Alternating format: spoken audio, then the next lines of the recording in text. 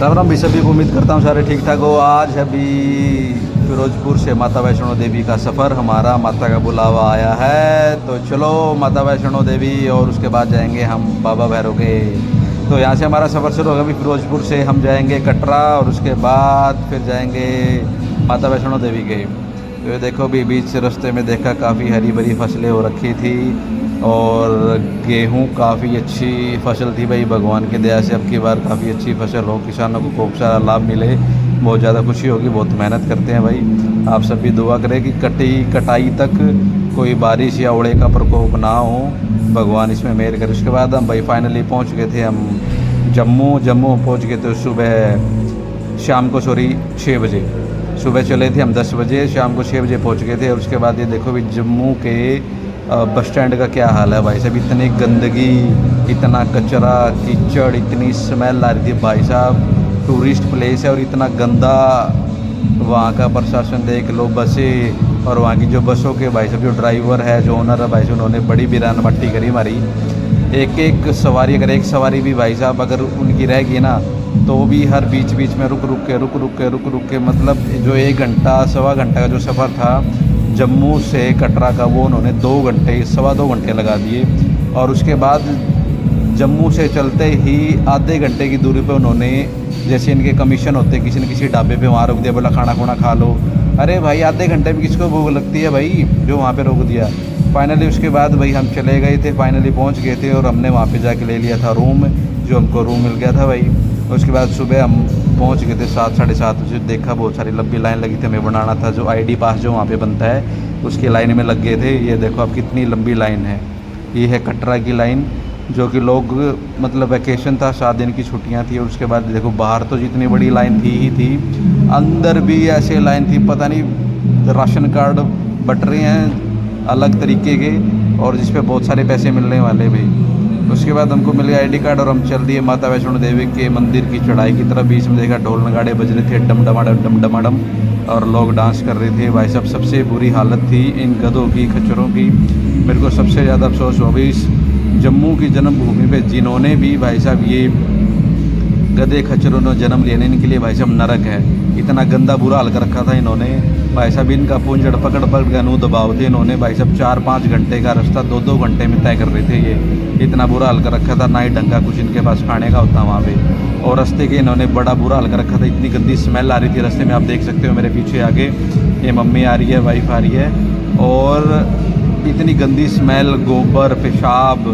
चलो ये तो भाई जानवर है, ये तो क्या ही करेंगे, इनको तो भाई कोई अलग से टॉयलेट थोड़ी है, इन्हें ये तो करेंगे। लेकिन भाई इतना गंदा हाल कर रखा था, ये यहाँ पे बंद कर देना चाहिए भाई। इनकी बड़ी मर है भाई वहाँ पे, बड़ के नरक से कम नहीं है भाई। बड़ा ही मेरे को देख के बड़ा अफसोस है। उन लोगों पे बड़ा अफसोस आया था जो इनको बुक करते हैं और इनको ऊपर चढ़ के वहाँ तक जाते हैं भाई। आप श्रद्धा से जा रहे हो, कम से कम भाई पैदल चढ़ाई कर लो। आधे अर्धकुंवारी के पास जैसे टैक्सी होती है, आप टैक्सी कर लो। ये देखो भी मेरी मम्मी थक गई थी, हमने बीच में कई बार सीढ़ियों का रास्ता लिया ताकि हम जल्दी ऊपर जा सके। कई बार हमने रैंप वाला जो रास्ता था वो लिया, तो काफ़ी ज़्यादा थक गए थे। बीच में से आनंद लिया पहाड़ों का, खूबसूरती का। लेकिन अफसोस था भाई, इन्होंने इतना ज़्यादा बुरा हाल कर रखा था। पेड़ों की कटाई करो, मतलब कोई भी जानवर दिखा। बीच में एक छोटी सी हिरण दिखी थी इतने ऊंचे पहाड़ पर जाके, अदरवाइज़ हमें कोई भी जानवर नहीं दिखा भाई। वाइल्ड लाइफ थी ना जो इनका घर है भाई, कोई भी जानवर नहीं दिखा भाई। बड़ा अफसोस हुआ। और ये देखो भी डंडे पकड़ के मैं अपनी फैमिली को ऊपर लेके जा रहा हूँ भाई। मतलब काफ़ी अच्छा सफ़र रहा, काफ़ी कोऑपरेटिव। हमने बहुत अच्छा, हम चले थे सुबह 8 बजे और हम 12 बजे माता वैष्णो देवी के वहाँ पे पहुँच चुके थे। देखो भैरव जी रास्ते में, मैं इनको बोल रहा था हेलो हेलो हेलो, बट ये बिल्कुल सुस्त हुए पड़े थे। ये देखो भाई नज़ारा, सामने कटरा के घर दिख रहे हैं। उसके बाद हम भाई अर्धकुंवारी पहुँच गए थे। हमें खाना था लंगर, और हमने प्रसाद के रूप में हमने यहाँ पे 6 का लंगर खाया भी। बाकी रास्ते में हमने चाय कॉफ़ी लेते रहे। हम पहुँच गए थे सागर रतन, यहाँ पे कोई रेस्टोरेंट था खाने पीने का, वहाँ पे हमने चाय पी आराम से। उसके बाद हम भाई अर्धकुंवारी से, ये रास्ता जा रहा है टैक्सी का, जहाँ पे अर्धकुंवारी आपको रास्ते में टैक्सी बुक करवा के मिलेगी। कई लोग कहते हैं कि आपको एडवांस बुकिंग करवानी पड़ती है, एडवांस भी करवा सकते हैं, लेकिन आप वहीं पे एट द टाइम जाके भी अगर टाइम से जाओ तो आपको जगह मिल जाती है। ऐसी कोई बड़ी बात नहीं है भैया। 300 साढ़े 300 रुपये एक सिंगल साइड का किराया है। आप आते टाइम भी बुक करवा सकते हो, जाते टाइम भी बुक करवा सकते हो। लेकिन हम तो पहली बार थे, लेकिन हमें पैदल जाना ही मंजूर था अब की बार तो हम पैदल ही गए थे। ये कई मतलब दूसरे रास्ते से काफ़ी अच्छा था और बीच में काफ़ी मज़े किए, घूमे और रास्ते का एंजॉय किया। ये देखो भाई साहब, मैंने फ़ोन ऊपर करके गाड़ियों से ये नज़ारा देखा और बीच से ऐसे सांप की तरह शेड लगा रखे थे, बस रास्ते का पता नहीं लगा, गर्मी का पता नहीं लगा, क्योंकि बीच बीच में ये शेड थे। और बीच में देखा हमारे ये हनुमान जी कोल्ड ड्रिंक का आनंद उठा रहे थे, लेकिन कुछ भी नहीं था इस कोल्ड ड्रिंक में। और मैंने इसमें थोड़ी कोल्ड ड्रिंक डाल दी और देखो पीने के बाद देखो कैसे सिर क्यों लाएंगे, जैसे नींबू चूस के बच्चा सिर लाता है ना, उसके छन छन होती है बॉडी में। अब ये देखो दोबारा पी के कैसे सिर लाएंगे, देखो ओ भाई रहे, ऐसे मज़ा आ गया था देख के। मतलब बीच में बंदरों ने बड़ी मस्ती रही है। देखो मैं आपको जैसे कि बता रहा था, हिरण दिखी थी रास्ते में, ये एक हिरण दिखी भाई हमने। और पूरे पहाड़ पे हमने इतनी ऊंची चढ़ाई करने के कोई भी नहीं दिखा अभी, पूरी वाइल्ड हमें बड़ा माता की। और हमने माता के जयकारे लगाए, मेरे बोलने पर किसी ने नहीं लगाए भाई, माता और सारे थक रहे भाई। लेकिन हमने भाई जैसे तैसे करके हम लोग चढ़े और बड़े ही खुश थे। फाइनली ऊपर जाने के बाद बड़ा ही मज़ा आया और एक मंदिर आ चुका है भाई। जैसे जैसे हम ऊपर जा रहे थे हम किसी से पूछते भाई कितना किलोमीटर रह गया, कितना रह गया, कोई कुछ बता रहा है, कोई कुछ बता रहा है। माता का आशीर्वाद बना रहे आप हमने अपने आप को मोटिवेट किया और हम ऊपर चढ़ते गए। उसके बाद हमने ये देखा माता वैष्णो देवी से जो ऊपर की तरफ जो लोग जा रहे थे भैरव के बाबा के, हमने यहाँ पे माता वैष्णो देवी के दर्शन कर लिए थे, जिसमें दर्शन करने के बाद वहाँ पे अंदर कैमरा अलाउड नहीं था, इसलिए वीडियो नहीं बना पाए। और मतलब लोगों के पता नहीं क्या आदत है भाई साहब, दीवारों को छूना और एक दूसरे को देख के उनको कॉपी करना। भाई ऐसे कुछ नहीं होता, आपको अंदर बढ़िया तरीके से दर्शन हो रहे हैं भाई, आप वहीं पे हाथ जोड़ो, भगवान का नाम लो, माता का नाम लो। ये दीवारों को छू के आप इधर उधर जा रहे हो, क्या फ़ायदा है भाई। तो वहाँ पे बाहर एक पंडित जी थे, उन्होंने हमको तिलक लगाया और अंदर हमें बढ़िया तरीके से दर्शन हुए। और उसके बाद हम चढ़ गए थे ऊपर अंदर। अभी हम जा रहे भैरव बाबा के सफ़र हमने सिर्फ 1 घंटे के अंदर हमने तय कर लिया था और काफ़ी अच्छा रहा था, ज़्यादा टाइम भी नहीं लगा।